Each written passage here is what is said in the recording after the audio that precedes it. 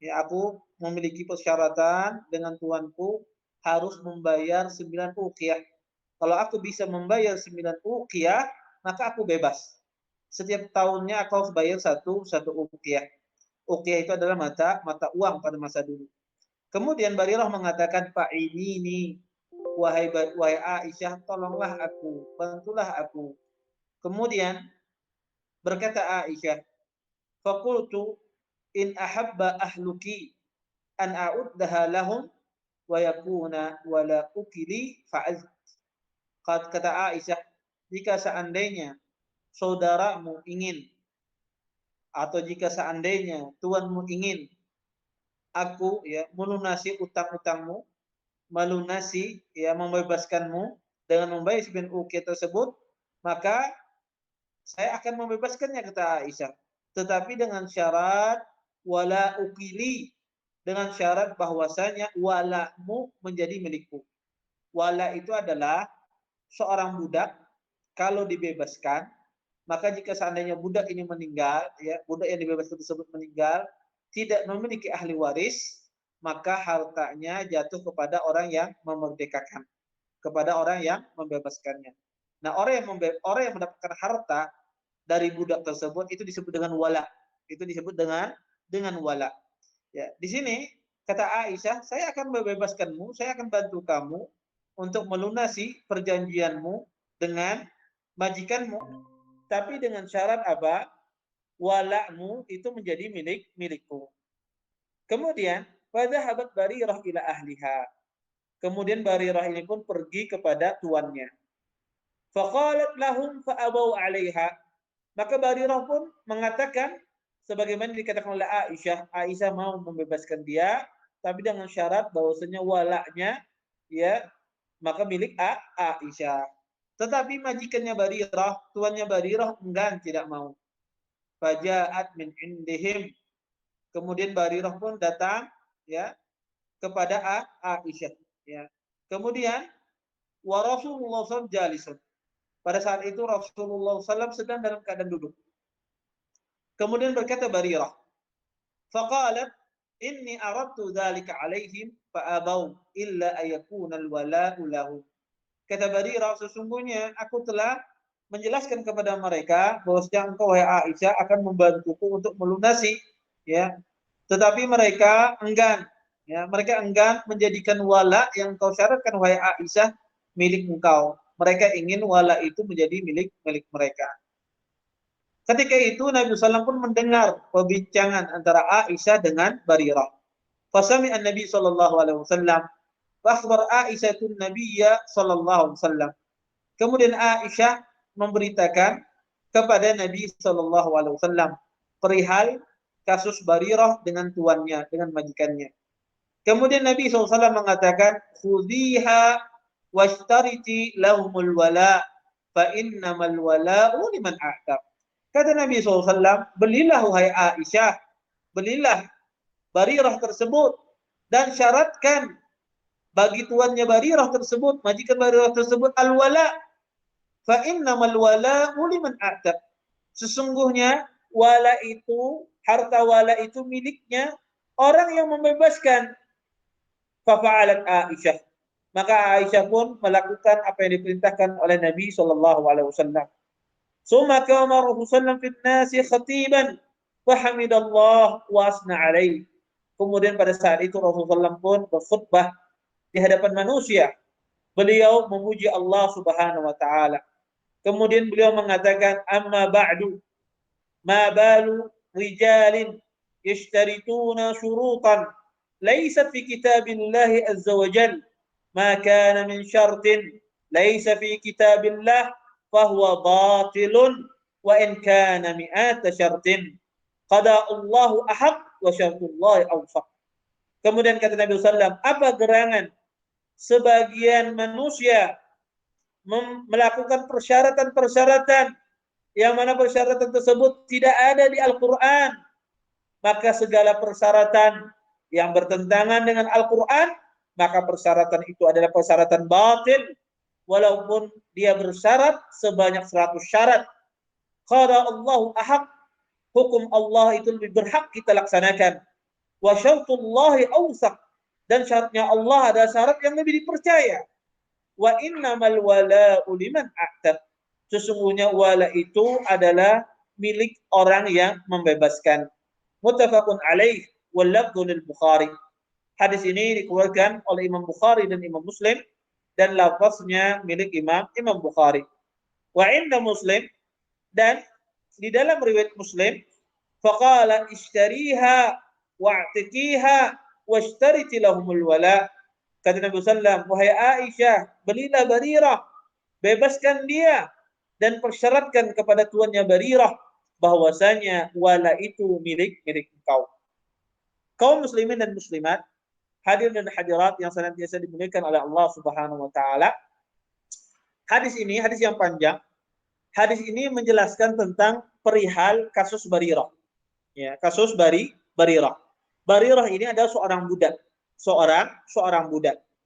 Dia melakukan perjanjian dengan tuannya. Kalau seandainya Barirah ini bisa membayar kepada tuannya, kepada majikannya 9 uqiyah, dan setiap tahunnya dia setorkan 1 uqiyah, maka dia bebas. Ya. 1 uqiyah itu Bapak Ibu itu senilai dengan 40 dirham. 40 dirham. Jadi kalau 9 uqiyah ya 40 kali 9 ya 40 kali 9 ya maka sekitar 360 dirham. Ya, jadi kalau Barirah bisa melunasi ya 360 dirham, menyetorkan uang 360 dirham kepada tuannya, maka dia bebas.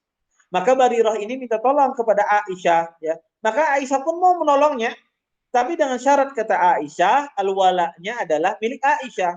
Artinya kalau seandainya Barirah ini meninggal, kemudian tidak ada ahli warisnya, maka harta Barirah ini jatuh kepada orang yang memerdekakan.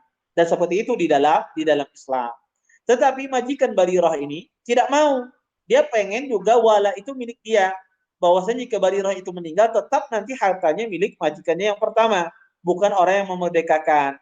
Maka hal ini terdengar oleh Nabi SAW. Kemudian kata Nabi SAW, wahai Aisyah, beli. Sesungguhnya itu persyaratan yang batal. Persyaratan yang batil. Tidak bisa diterima. Akhirnya dibelilah oleh Aisyah radhiyallahu anha. Nah, di hadis ini Bapak Ibu yang dimuliakan oleh Allah Subhanahu wa taala, banyak sekali faedah yang bisa kita ambil. Pertama Bapak Ibu, Barirah ini adalah seorang budak yang penuh berkah. Ya, akibat Barirah ini 3 hukum Allah turun. Akibat Barirah 3 hukum Allah Subhanahu wa taala turun. Yang pertama adalah ketika Barirah ya radhiyallahu anha, beliau dikasih daging sedekah.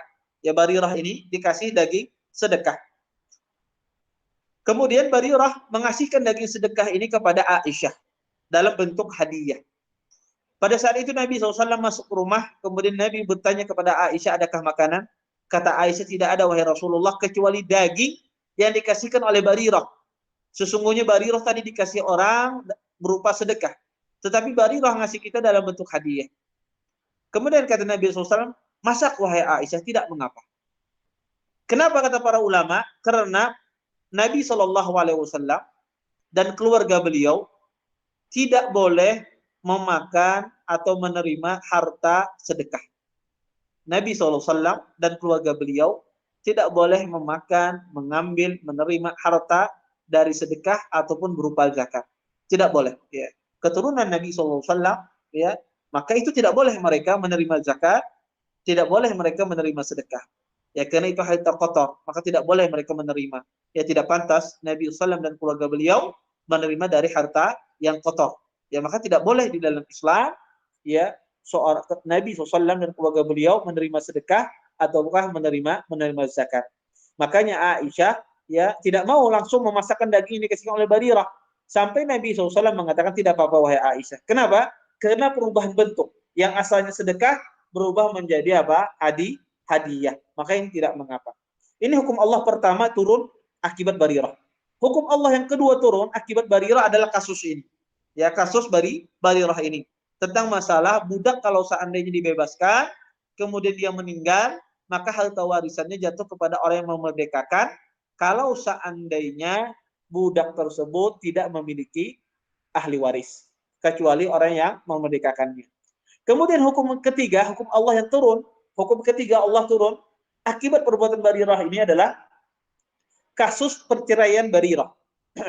Jadi Barirah ini ketika beliau dibebaskan oleh Aisyah, beliau ini memiliki seorang suami juga yang bernama Mughis.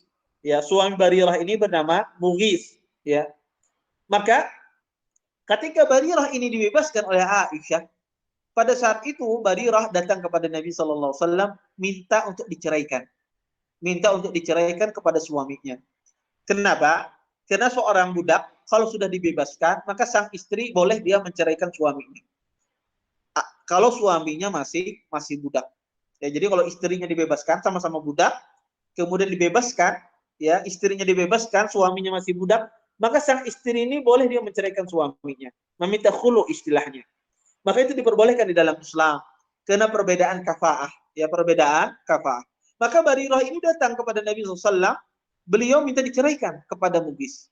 Mendengar hal tersebut, maka sahabat yang mulia Abu Bakar As-Siddiq, ya, maka beliau cepat-cepat membebaskan Mughis juga. Yang Mughis asalnya budak dibebaskan oleh Abu Bakar. Ya, Barirah dibebaskan oleh Aisyah radhiyallahu anha, anaknya Abu Bakar.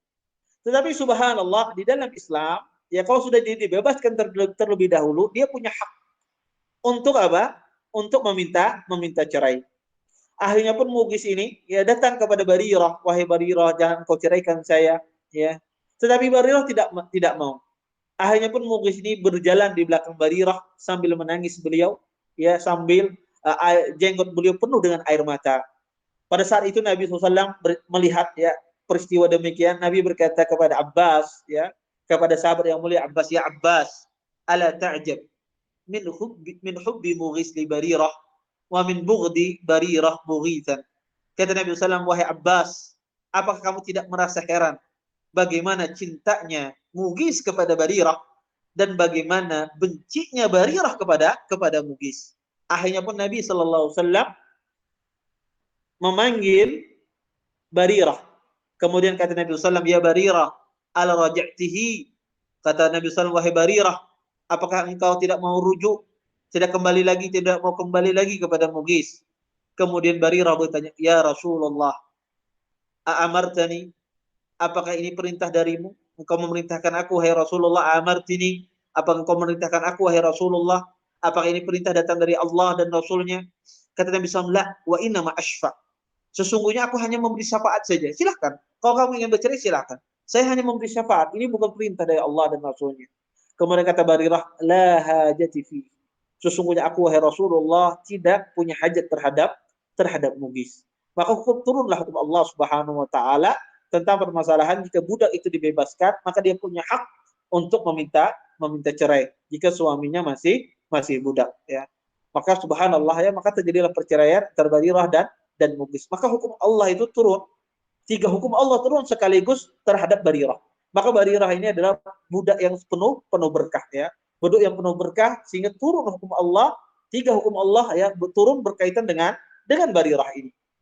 Di sini banyak sekali faidah hadis yang kita tadi bacakan tadi, banyak sekali faidah yang bisa kita ambil. Yang pertama, bahwasanya seorang budak yang melakukan mukatabah, perjanjian dengan tuannya, maka ya budak tersebut, ya, jika seandainya dia bisa memberikan jumlah yang telah disepakati, maka dia bebas.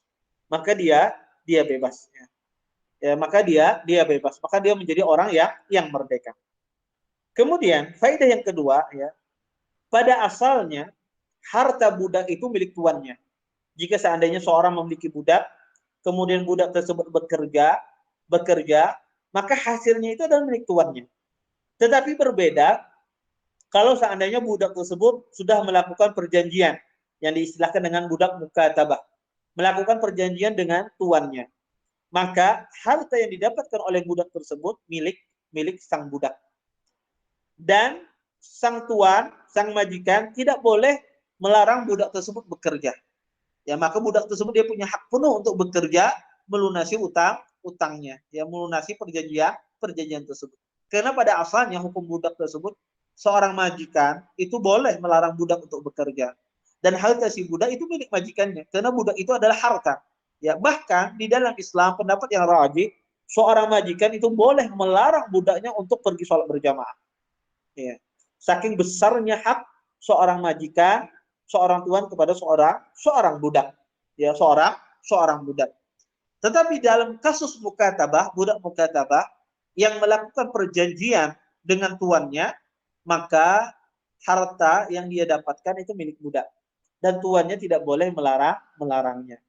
Kemudian faedah berikutnya dari hadis ini adalah seorang istri itu boleh ya menggunakan harta miliknya tanpa izin suami. Jika seandainya seorang istri memiliki harta, yang mana ini harta yang dia usahakan sendiri, bukan harta dari pemberian suami, bukan harta dari suami, maka sang istri itu boleh dia membelanjakan harta tersebut tanpa izin suami. Tanpa izin suami. Dalam kasus semacam ini ada kasus Aisyah. Aisyah memiliki harta, kemudian beliau membebaskan Barirah tanpa izin Nabi SAW sebelumnya. Ya, maka ini menunjukkan bahwasanya boleh seorang istri membelanjakan harta yang dia miliki, bukan harta yang dia dapatkan dari suaminya atau harta suaminya. Maka jika itu harta milik dia sendiri, maka boleh dia membelanjakannya tanpa izin suaminya. Kemudian, ya, di dalam hadis ini, semua persyaratan yang bertentangan dengan Al-Quran dan As-Sunnah, maka persyaratan itu batil. Tidak perlu dilaksanakan. Di sini, majikan Barirah ini bersyarat dengan syarat yang bertentangan dengan Al-Quran dan As-Sunnah. Yang bertentangan dengan Al-Quran dan As-Sunnah. Maka persyaratan yang dia lakukan tersebut adalah persyaratan yang batil. Kenapa? Karena dia mengharuskan bahwasanya harta Barirah, pasangannya Barirah merdeka, dan Barirah ini tidak memiliki ahli waris, maka jatuh kepada dia, jatuh kepada tuannya. Maka ini persyaratan yang bertentangan. Karena di dalam Islam, jika seandainya budak tersebut ya merdeka, maka hartanya jatuh kepada orang yang memerdekakannya. Kalau seandainya budak tersebut tidak memiliki ahli waris. Kemudian, ya, di dalam hadis ini juga transaksi itu sah, ya. Walaupun di sini persyaratannya batil, tetapi transaksinya sah. Kenapa transaksinya sah? Ya, kita katakan, ya, sebagaimana yang saya jelaskan pada pertemuan sebelumnya, kadang-kadang persyaratan itu syaratnya batil, transaksinya sah. Kadang-kadang syaratnya batil, transaksinya tidak sahih. Kadang-kadang transaksinya tidak sahih. Ya, maka ini nanti dilihat ya jenis syaratnya dan jenis jual belinya. Sebagaimana kita sudah jelaskan pada pertemuan 2 minggu sebelumnya. Nah, di dalam kasus ini syaratnya batil tapi jual belinya sahih. Ya, jual belinya sah. Ya. Kemudian faedah berikutnya di dalam hadis ini bahwasanya Nabi SAW tidak mengetahui perkara yang gaib. Nabi SAW tidak mengetahui perkara gaib. Dalilnya apa? Di sini Nabi SAW tidak tahu kasus Barirah ini. Apa yang menimpa Barirah. Ya, apa yang menimpa Barirah. Sampai Aisyah radhiyallahu anha menceritakan kepada Nabi SAW, barulah beliau tahu. Maka di sini kata para ulama, Nabi SAW tidak mengetahui perkara gaib. Karena perkara gaib itu merupakan kekhususan Allah Subhanahu wa taala. Wa indahu mafatihul ghaib la ya'lamuha illahu. Ya, sesungguhnya Allah Subhanahu wa taala mengetahui kunci-kunci ya, perkara-perkara gaib, ya. Dan tidak ada mengetahuinya kecuali Allah Subhanahu wa taala. Maka kalau ada orang ya mengaku-ngaku mengetahui perkara gaib, maka pertama orang itu adalah orang pendusta, kemudian yang kedua adalah dia melakukan dosa besar, ya. Dan itu disebut dengan di dalam Islam itu ada dengan dikatakan kahin. Orang yang mengaku perkara gaib, yaitu dukun, yaitu mengaku perkara gaib. Dan orang yang melakukan semacam ini keluar dari Islam, keluar dari Islam karena dia mengaku memiliki kekhususan yang dimiliki oleh Allah Subhanahu wa taala. Kemudian di dalam hal ini juga faedah berikutnya di dalam hadis ini bolehnya tawar-menawar di dalam muamalah. Seseorang boleh ketika dia dalam muamalah tawar menawar. Di sini Aisyah radhiyallahu anha beliau tawar menawar. dengan majikan atau pemilik Barirah, ya sayyidnya Barirah. Di sini Aisyah tawar menawar. Maka di dalam Islam itu boleh ya seorang tawar menawar, ya tawar menawar. Tetapi ya harus diperhatikan juga etika di dalam tawar menawar. Ada sebagian orang kadang-kadang subhanallah ya harganya misalnya 100.000 ditawar sama dia 10.000 ya 10.000. Nah ini tentu saja ya tidak kurang tepat ya kurang memperhatikan adab di dalam jual beli walaupun itu diperbolehkan. Tetapi Nabi SAW mengajukan kita kepada adab yang baik. Kata Nabi SAW, samahan idza ba'a rahimallahu mura'an samahan idza ba'a wa samahan idza ishtara. Kata Nabi SAW, semoga Allah Subhanahu wa taala merahmati seseorang, mudah ketika dia menjual, mudah ketika dia membeli.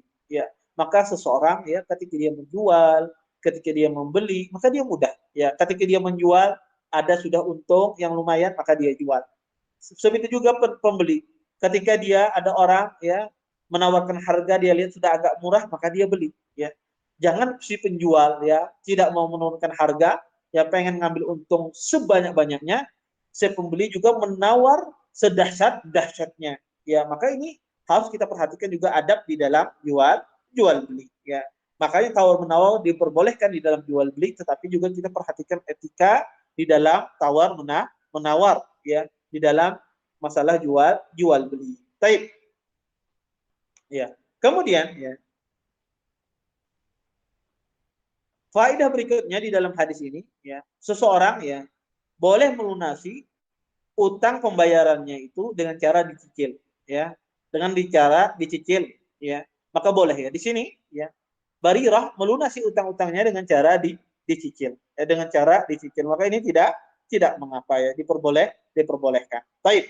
Kita lanjutkan ke hadis berikutnya ya. Hadis Ibnu Umar ya.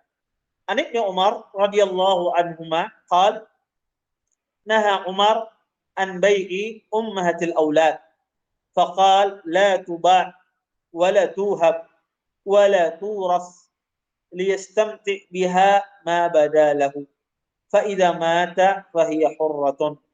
Dari Ibnu Umar radhiyallahu anhuma beliau berkata, sesungguhnya Umar melarang seseorang menjual belikan ummahatul aulad. Ummahatul aulad ini adalah budak. Ya, ummahatul aulad ini adalah seorang budak yang disetubuhi oleh majikannya dan dia melahirkan anak. Jadi ada budak kemudian disetubuhi oleh majikannya. Karena budak itu halal. Walaupun tidak dinikahi boleh disetubuhi oleh majikannya karena dia halal.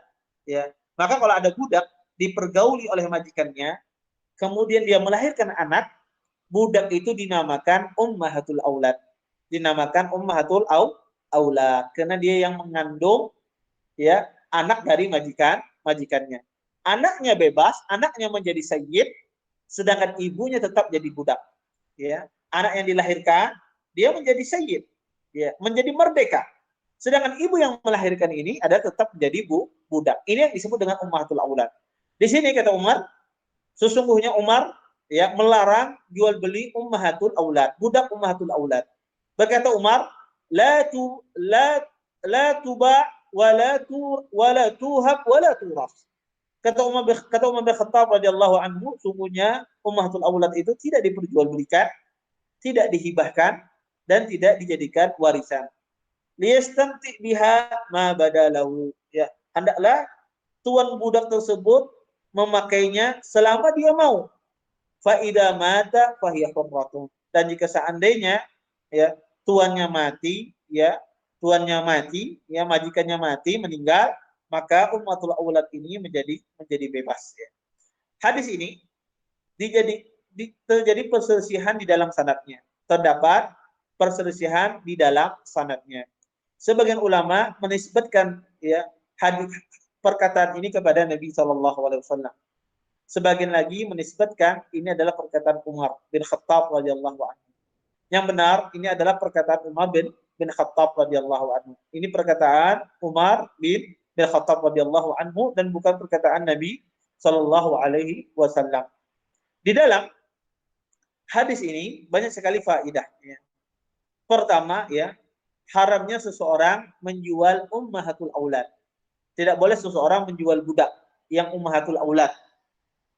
Ummahatul aulad itu yang mengandung anak majikannya atau yang sudah melahirkan. Kenapa? Kenapa diharamkan? Karena Nabi SAW melarang seseorang memisahkan antara ibu dan anaknya. Maka dilarang oleh Nabi SAW seseorang memisahkan antara ibu dan anaknya. Maka ketika seseorang menjual ummahatul aulad, maka dia telah memisahkan antara ibu ini dengan anak-anaknya, dan itu dilarang oleh Nabi Shallallahu Alaihi Wasallam. Maka dilarang untuk dijual dan juga dilarang untuk dihadiahkan. Tidak boleh dihadiahkan dan juga tidak boleh dijadikan jadikan sebagai harta warisan. Karena dengan itu akan terpisah antara anak dan ibu. Di dalam Islam dilarang seseorang memisahkan antara ibu dan anak, walaupun dia adalah seorang budak. Kemudian yang kedua, ya, di sini ya dijelaskan bahwasanya seorang budak ummahatul aulad dia akan merdeka dengan sendirinya kalau seandainya tuannya meninggal. Jadi kalau tuannya meninggal, maka dia akan merdeka sendiri. Walaupun tuannya tidak mengatakan bahwasanya kamu kalau saya meninggal kamu akan merdeka, tidak. Kalau tuannya meninggal dia akan merdeka sendiri.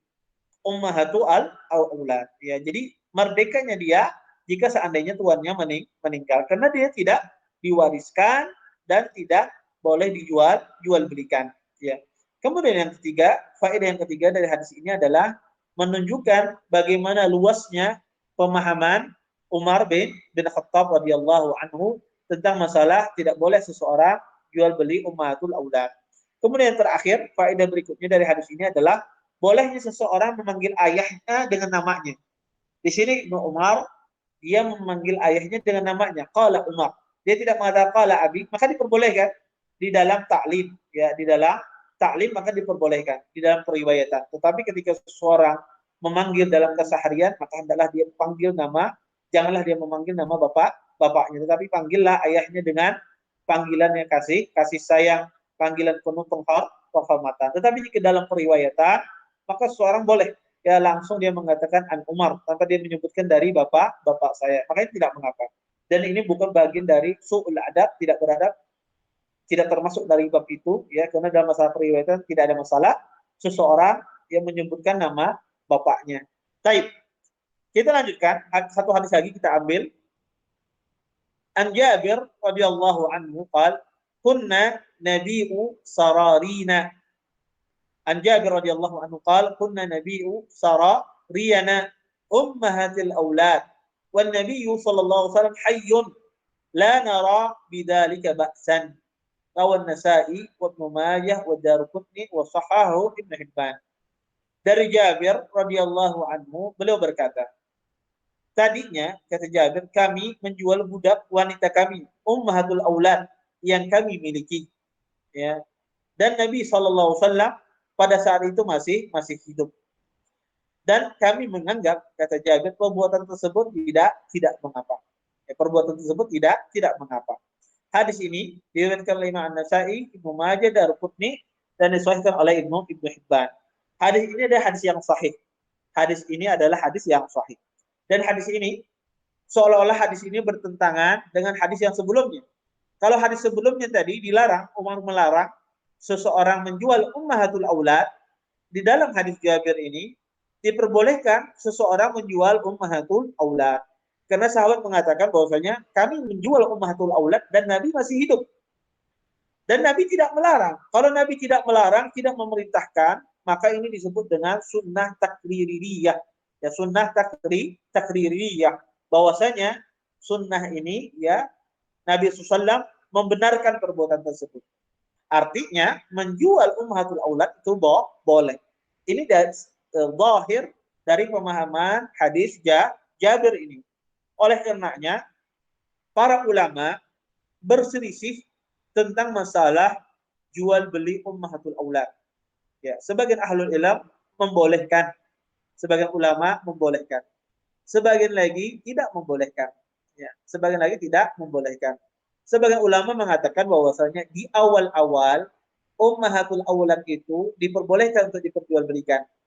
Kemudian di akhir-akhir Nabi SAW melarang menjual ummahatul aulad, dan pelarangan ini tidak populer di kalangan para sahabat, cuma hanya diketahui sebagian para sahabat. Oleh karenanya Umar radhiyallahu anhu ketika beliau jadi khalifah, beliau larang seseorang menjual ummahatul aulad karena beliau mengetahui larangan tersebut. Sebagian ulama mengatakan bahwasanya untuk hati-hati, maka hendaklah seseorang jika seandainya dia memiliki budak, maka janganlah dia budak ummahatul aulad, ya jenis budak yang ummahatul aulad, maka janganlah dia ya membelikannya karena dia akan memisahkan antara seorang anak dengan ibunya. Wallahu a'lam. Mungkin ini saja yang dapat Anda sampaikan. Mudah-mudahan bermanfaat. Silahkan kalau ada yang bertanya silahkan. Kalau ada pertanyaan silahkan. Ya, biar kita menerima banyak pertanyaan. Baik.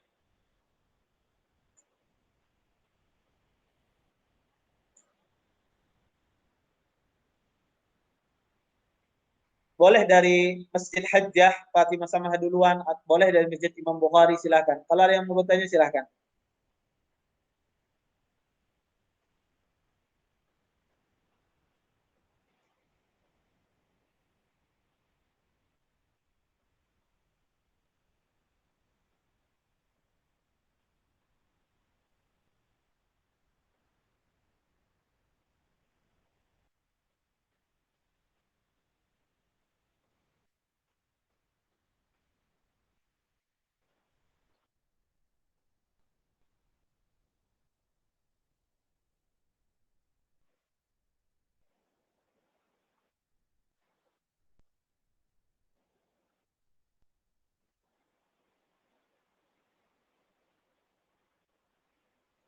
Suaranya tidak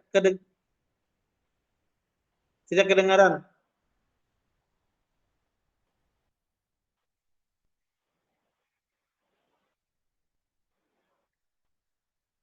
Iya,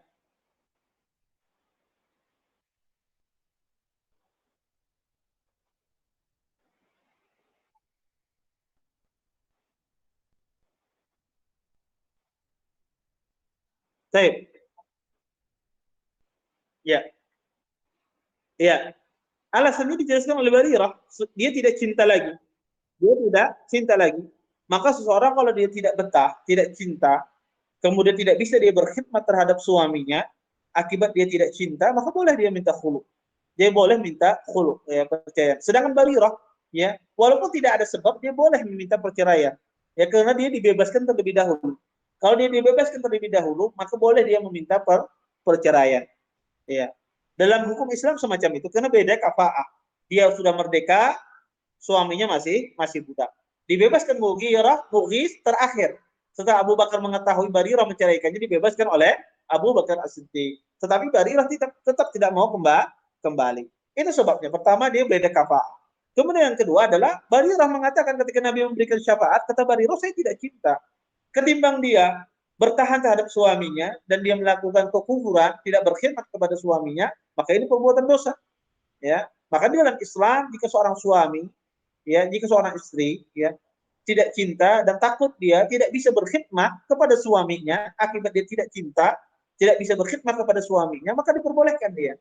Sebagaimana juga terjadi pada kasus sahabat sahabiah yang lain. Ada seorang sahabiah menceraikan suaminya, minta cerai khulu. Kata sahabiah, ya Rasulullah, saya tidak membenci dia dari sisi agamanya, dari segi akhlaknya saya tidak benci. Tapi kata sahabat ini, lakin ini akrau kufra fil Islam. Tetapi saya membenci kekufuran dalam Islam. Maksudnya apa? Saya membenci kalau seandainya saya menikah dengan dia, saya tidak taat. Saya tidak bisa berbakti kepada dia, tidak bisa berbuat baik kepada dia akibat saya tidak senang dengan dia, tidak cinta kepada dia. Maka Nabi SAW mengizinkannya untuk bercerai dengan syarat dia mengembalikan mahar suaminya. Maka itu diperbolehkan di dalam Islam. Apalagi Barirah di sini ada dua sebab. Ya, pertama, beliau dibebaskan dan hukum Islam boleh dia minta cerai. Ya, walaupun tanpa ada sebab karena perbedaan kafaah tadi. Kemudian yang kedua, dia tidak cinta. Ya, dia tidak cinta dan dia takut kalau seandainya dia terus-menerus tidak bisa berkhidmah, ya, tidak bisa menjalankan hak sebagai seorang istri. Wallahu a'lam.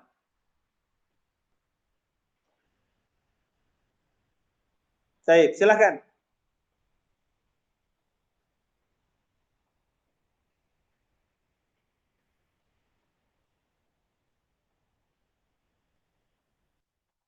Waalaikumsalam.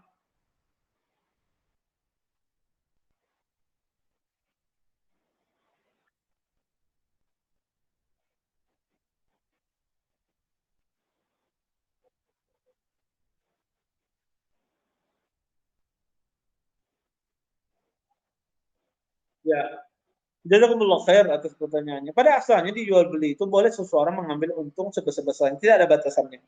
Tidak ada batasannya. Maka boleh dia mengambil untung 50%, 100%, 200%, 1000%, tidak ada masalahnya.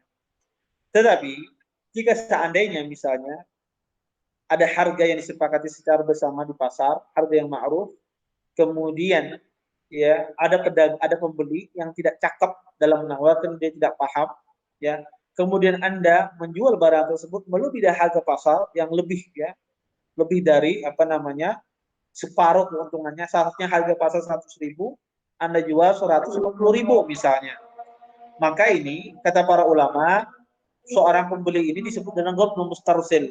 Ada ghabn di sini. Pembeli di sini punya hak dia, kalau seandainya dia ingin mengembalikan barang tersebut, maka boleh dia mengembalikan.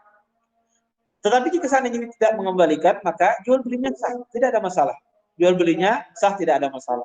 Oleh karenanya, kalau Anda menjual barang, misalnya untungnya besar, maka tidak ada masalah. Tetapi jika seandainya untung tersebut melebihi dari harga yang ma'ruf, kemudian pembelinya ingin membelikan barang tersebut, maka wajib Anda terima. Wajib Anda terima. Ya, saya tidak jadi beli barang karena terlalu mahal misalnya. Maka wajib. Tapi jika seandainya dia tidak mengembalikan, dia beli barang Anda, maka tidak mengapa. Ya, maka tidak mengapa. Ya, tidak perlu, dan jual belinya sah, ya, dan uang yang dimakan adalah uang yang halal. Wallahu a'lam. Baik. Saya jawab azan dulu di sini ya, karena azan. Nanti kita lanjutkan. Jawab azan dulu di sini.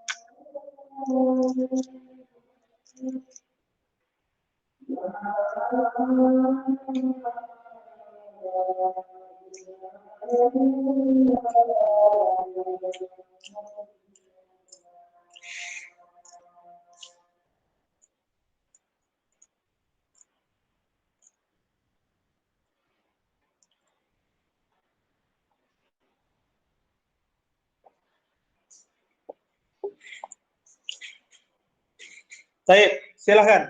Ada lagi pertanyaan, silahkan. Waalaikumsalam.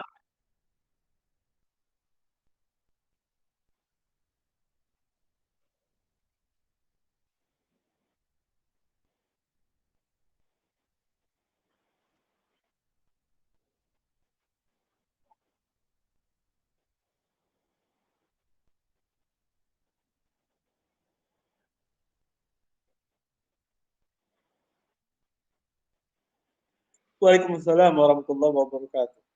Pertama, jika seandainya ada orang berhutang dengan antum, kemudian tidak bayar-bayar, maka jika seandainya dia sengaja tidak mau bayar, pada dia mampu untuk bayar, maka dia telah berbuat kezaliman.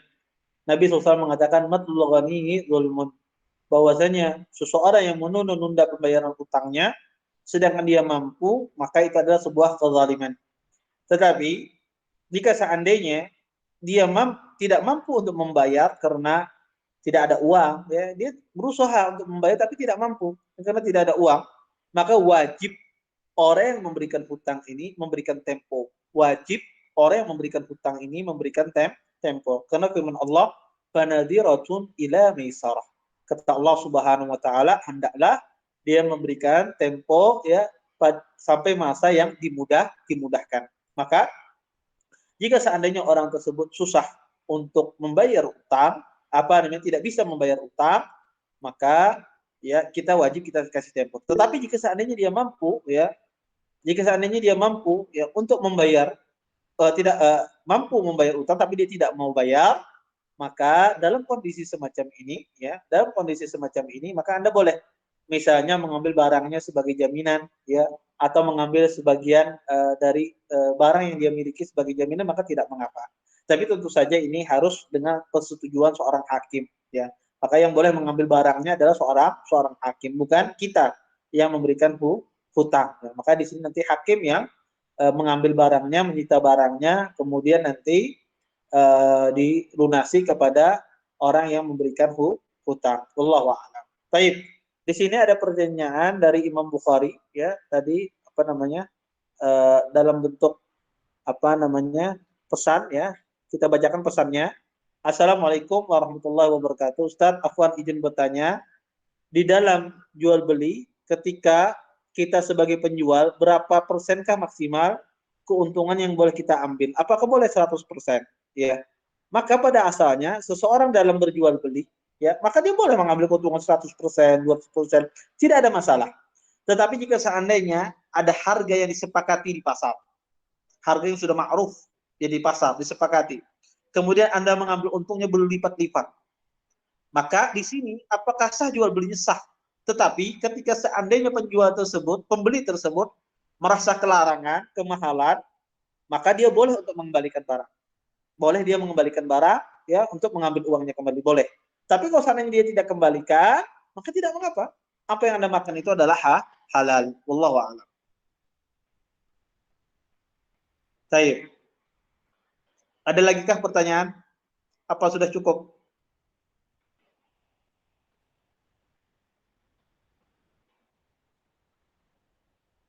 Ada pertanyaan lagi?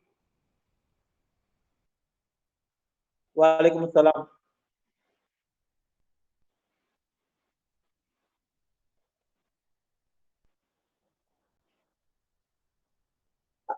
Bisakah budak yang merdeka apa?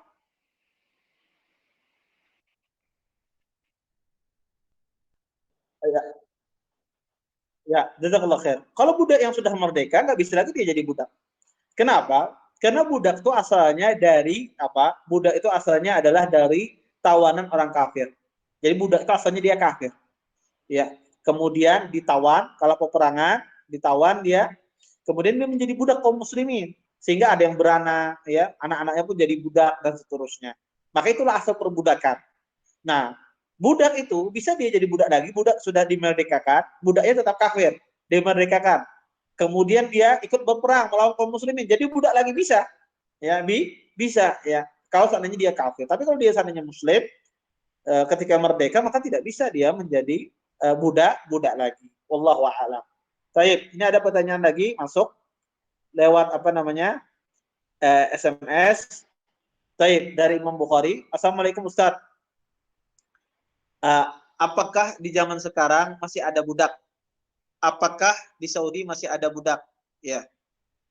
Ya, di zaman sekarang wallahu alam pada masa Raja Malik Faisal, beliau membeli semua budak yang ada, beliau bebaskan.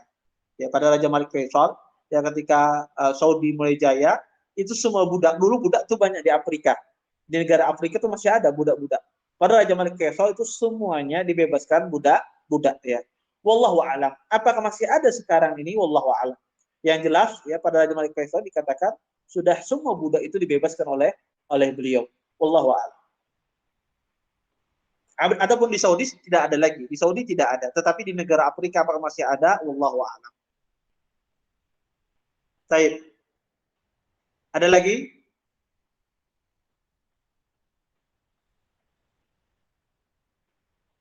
Ya, saya kira cukup ya pertemuan kita pada hari ini ya, pada malam ini. Insya Allah mudah-mudahan bermanfaat dari apa yang saya sampaikan tadi. kita tutup dan doa kafatul majlis. Subhanallahumma wa bihamdika asyhadu an la ilaha illa anta astaghfiruka wa atubu ilaik. Assalamualaikum warahmatullahi wabarakatuh.